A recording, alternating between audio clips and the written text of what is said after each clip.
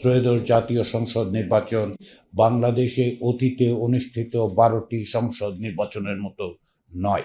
আমরা সম্ভবত কয়েকটি নির্বাচন দেখেছি, কিন্তু গণতন্ত্রের কোনো স্থায়ী রূপ প্রতিষ্ঠা করতে পারিনি। বাংলাদেশের বিদ্যমান সংবিধান বাংলাদেশে ফ্যাসিবাদী শাসন তৈরির ক্ষেত্রে সহায়তা করেছে। আমি 30-40 বার একটা কথা বলেছি, দেশ শাসন করবেন রাজনীতিবিদরা, এবং অন্তর্বর্তী সরকার বাই ডেফিনেশন অন্তর্বর্তী সরকার। রাজনৈতিক দলগুলোকেই আসলে সিদ্ধান্ত নিতে হবে যে ওই সংস্কার তারা রাখতে চান কি চান না। 12ই ফেব্রুয়ারি বাংলাদেশে যে নির্বাচন হবে, তাকে যারা মনে করছেন যে এদেশে আরেকটি নির্বাচন হচ্ছে যেমন আগে 12টি নির্বাচন হয়েছিল, তাদের কাছে আমি স্বনির্বন্ধভাবে অনুরোধ করব, বিনয়ের সাথে অনুরোধ করব যে তারা যেন এইভাবে বিবেচনা না করেন। কারণ ত্রয়োদশ জাতীয় সংসদ নির্বাচন, এমনকি যদি আপনারা গণভোটকে অস্বীকারও করতে চান, তারপরও ত্রয়োদশ জাতীয় সংসদ নির্বাচন বাংলাদেশে অতীতে অনুষ্ঠিত 12টি সংসদ নির্বাচনের মতো নয়। এই বোধ, চিন্তা এবং এই বিষয়টিকে যতক্ষণ না পর্যন্ত প্রতিদ্বন্দ্বী দলগুলো এবং বাংলাদেশের যারা রাজনীতির বিশ্লেষণ করেন, পর্যবেক্ষণ করেন, গবেষক, তারা বুঝতে না পারেন, তাহলে বাংলাদেশের ভবিষ্যতের জন্য একটা বড় রকমের বিপদ অপেক্ষা করছে। আমি আবারও বলি, বাংলাদেশের ত্রয়োদশ জাতীয় সংসদ নির্বাচন অতীতের 12টি জাতীয় সংসদ নির্বাচনের তো নয়। কেননা ত্রয়োদশ জাতীয় সংসদ নির্বাচন অনুষ্ঠিত হচ্ছে যে পটভূমিকায়, সেটা হচ্ছে 2024 সালে জুলাই গণ অভ্যুত্থান। তার চেয়েও বড় প্রশ্ন যেটা, সেটা হচ্ছে যে এই প্রক্রিয়ার মধ্য দিয়ে বাংলাদেশের গণতান্ত্রিক রূপান্তরের যাত্রা শুরু হবে কি হবে না। বাংলাদেশে অতীতে তিনবার গণতান্ত্রিক রূপান্তরের সম্ভাবনা তৈরি হয়েছিল, এবং তিনবারই বাংলাদেশে গণতান্ত্রিক রূপান্তরের পথরেখা শেষ পর্যন্ত বাংলাদেশকে একটি জবাবদিহিমূলক গণতান্ত্রিক রাষ্ট্রে পরিণত করতে পারেনি। 1972 সালে, 1991 সালে এবং 2009 সালে বাংলাদেশের রাষ্ট্র ব্যবস্থার গণতান্ত্রিকীকরণের যে সুযোগ তৈরি হয়েছিল, সেটি রাজনৈতিক দলগুলো বা ক্ষমতাসীন এবং ক্ষমতার বাইরে যারা ছিলেন, তারা যথাযথভাবে সম্যকভাবে উপলব্ধি করতে ব্যর্থ হয়েছিলেন বলেই আমার ধারণা। যে কারণে আমরা সম্ভবত কয়েকটি নির্বাচন দেখেছি, কিন্তু গণতন্ত্রের কোনো স্থায়ী রূপ প্রতিষ্ঠা করতে পারিনি।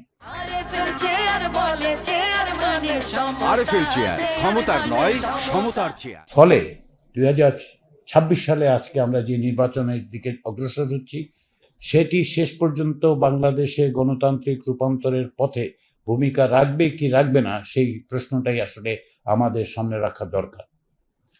কেননা অতীতে আমরা যেটা দেখেছি, সেটা হচ্ছে গণতান্ত্রিক রূপান্তরের যে সমস্ত চ্যালেঞ্জ থাকে, সেই চ্যালেঞ্জগুলোকে আসলে যথাযথভাবে মোকাবেলা করা হয়নি।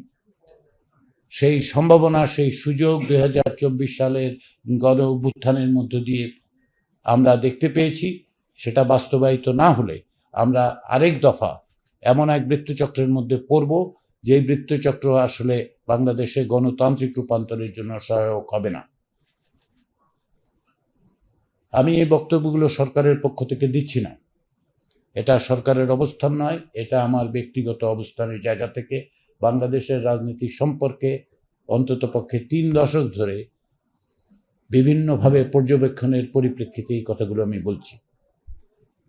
এখানে যেটা গণতান্ত্রিক রূপান্তরের চ্যালেঞ্জ, সে সবচেয়ে বড় চ্যালেঞ্জটা হচ্ছে যে আমরা প্রকৃত পক্ষে যে প্রতিষ্ঠানগুলো গণতান্ত্রিক ব্যবস্থা তৈরি করে, সেই প্রতিষ্ঠানগুলো তৈরির ব্যাপারে আন্তরিক নয়। রাজনৈতিক দলগুলোকেই এই সিদ্ধান্ত নিতে হবে। গণতান্ত্রিক রূপান্তরের ক্ষেত্রে অন্তর্বর্তী সরকারের ভূমিকা প্রকৃত পক্ষে অত্যন্ত সীমিত। এই সরকারের পক্ষ থেকে, অর্থাৎ অন্তর্বর্তী সরকারের পক্ষ থেকে যে পদক্ষেপগুলো নেওয়া হয়েছে, কিছু সংস্কারের কার্যক্রম করা হয়েছে, সংস্কারগুলোর একটা এজেন্ডা তৈরির জন্য সংস্কার কমিশনগুলো করা হয়েছিল, এবং তারই ভিত্তিতে জাতীয় ঐকমত্য কমিশন তৈরি করা হয়, এবং জাতীয় ঐকমত্য কমিশনের ক্ষেত্রে যে দৃষ্টিভঙ্গিটি অনুসরণ করা হয়েছিল সেটা হচ্ছে এই, যে শুধুমাত্র সংবিধান সংস্কার কমিশন বা ধরুন বিচার বিভাগ সংস্কার কমিশন কিংবা ধরুন নির্বাচন ব্যবস্থা সংস্কার কমিশনের এজেন্ডাই যথেষ্ট নয়। এই বিষয়ে রাজনৈতিক দলগুলোর আসলে শুধু অবহিত হওয়া নয়, প্রয়োজন হচ্ছে এক ধরনের ঐকমত্য তৈরি করা, এক ধরনের অঙ্গীকার তৈরি করা যে তারা এই অবস্থা থেকে বাংলাদেশকে সামনে নিয়ে যেতে চান কি চান না।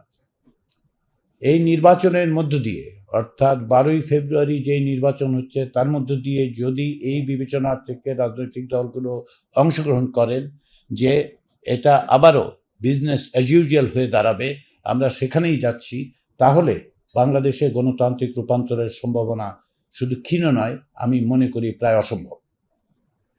এইটা রাজনৈতিক দলগুলো বুঝতে চাচ্ছেন কি চাচ্ছেন না, সেটাই হচ্ছে প্রশ্ন।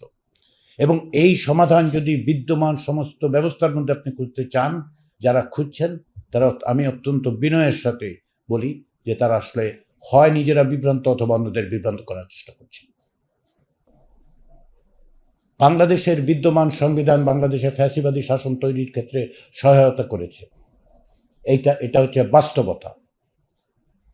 কোনো সংবিধান ফ্যাসিবাদী শাসন তৈরি করে না, কিন্তু একটি সংবিধান অবশ্যই ক্ষমতার এককেন্দ্রীকরণের মধ্য দিয়ে ফ্যাসিবাদী শাসন তৈরি অনুকূল পরিবেশ তৈরি করতে পারে। এটা শুধু বাংলাদেশের ক্ষেত্রে নয়, অন্যত্র একইভাবে সত্য। ফলে আমি যদি এখনো মনে করি যে বিদ্যমান সংবিধানকে অক্ষুণ্ণ রেখে এগুলোকে শিরোধার্য করে আসলে আমরা ভবিষ্যৎ বাংলাদেশ নির্মাণ করব, তাহলে কোথাও না কোথাও একটা ভুল হচ্ছে, এইটা আমাদের বুঝতে হবে। এইখানে রাজনৈতিক মতপার্থক্য থাকবে, অবশ্যই থাকবে, কিন্তু যে জায়গাটায় সকলের একমত হওয়া প্রয়োজন এবং জাতীয় ঐকমত্য কমিশনের আলোচনার মধ্য দিয়ে যে জায়গাটায় আমরা আসবার চেষ্টা করেছিলাম, এবং আমি আন্তরিকভাবে ধন্যবাদ জানাই যে 30টি রাজনৈতিক দল এবং জোট 9 মাস ধরে অব্যাহতভাবে আলোচনার মধ্য দিয়ে অগ্রসর হয়েছেন, তার প্রধান অন্যতম এবং মৌলিক ভিত্তিটা ছিল যে বিদ্যমান ব্যবস্থা পরিবর্তন করা প্রয়োজন। এই তাগিদ চাহিদা না থাকতে কোনো রাজনৈতিক দল 9 মাস ধরে তাদের সাংগঠনিক কার্যক্রমের ক্ষতি সাধন করে সেইখানে বসে আলাপ আলোচনা করতেন না। পরবর্তী সময়ে তারা কি ভূমিকা নেবেন এটা তাদের সিদ্ধান্ত, কিন্তু জাতীয় ঐকমত্য কমিশনের ক্ষেত্র থেকে আমরা সেই চেষ্টাটা করেছি এবং সেটা রাজনৈতিক দলগুলোর আন্তরিকতার মধ্য দিয়ে সেই জায়গায় আসা গেছে। এখন ওই পরিস্থিতি থেকে সামনে অগ্রসর হওয়ার ক্ষেত্রে রাজনৈতিক দলগুলোকে নিজস্ব অবস্থান থেকে এই চেষ্টা অব্যাহত রাখতে হবে, এবং সেটা অন্তর্বর্তী সরকার করে দেবেন, অন্তর্বর্তী সরকার সেটা করছেন না কেন, কিংবা ধরেন অন্তর্বর্তী সরকারের সঙ্গে যুক্ত ব্যক্তিরা এমনকি প্রধান উপদেষ্টা করে দিচ্ছে না কেন, এই প্রশ্নগুলো তোলা যথাযথ নয়।